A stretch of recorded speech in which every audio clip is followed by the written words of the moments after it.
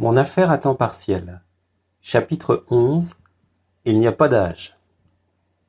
Ma fille étudiante m'a dit un jour hésiter à s'inscrire à cause de son budget restreint. C'est pourquoi nous tenons à écarter certaines idées préconçues. C'est vrai que vos budgets sont souvent serrés.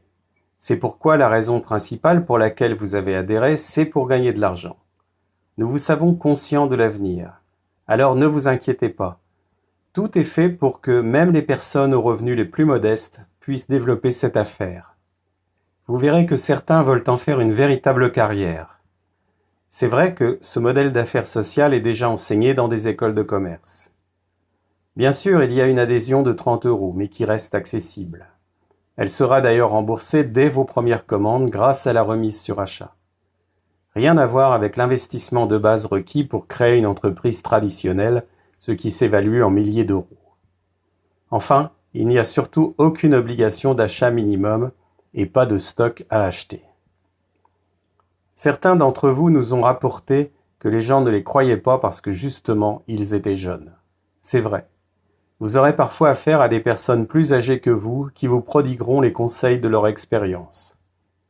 Or, leur expérience n'est pas transmissible, car elle ne concerne pas cette activité.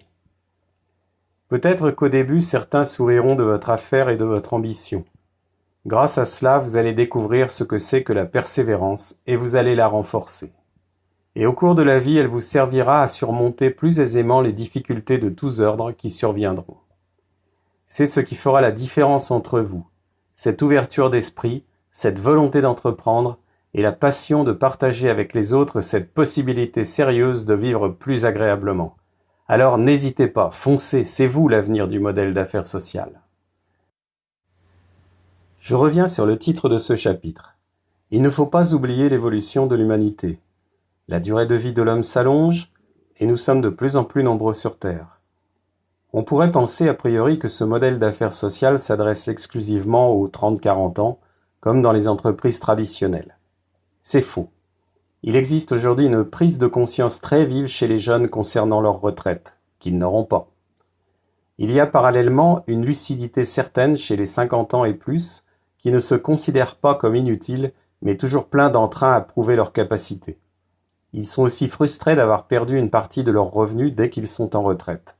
Certains doivent compléter, mais comment faire?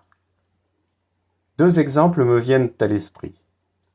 J'ai rencontré un poissonnier qui m'expliquait avec passion les différentes espèces et les meilleures façons de les accommoder. Au bout d'un moment, il me confia que c'était un métier difficile nécessitant des horaires à n'en plus finir. Résultat, il se sentait de plus en plus fatigué. Je lui demandai alors son âge. 68 ans. J'étais surpris. Pourquoi n'était-il pas en retraite?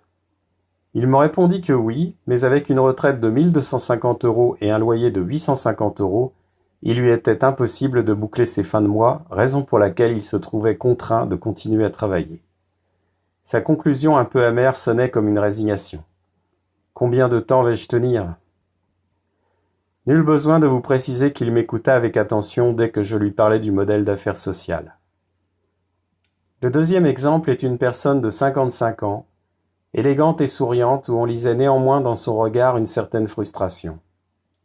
Son bureau parfaitement rangé sentait une position de cadre accompli.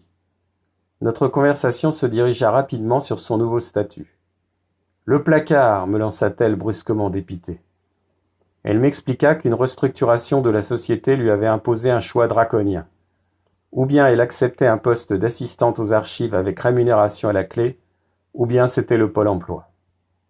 Son style de vie allait changer du tout au tout, et elle n'allait plus pouvoir aider financièrement ses enfants.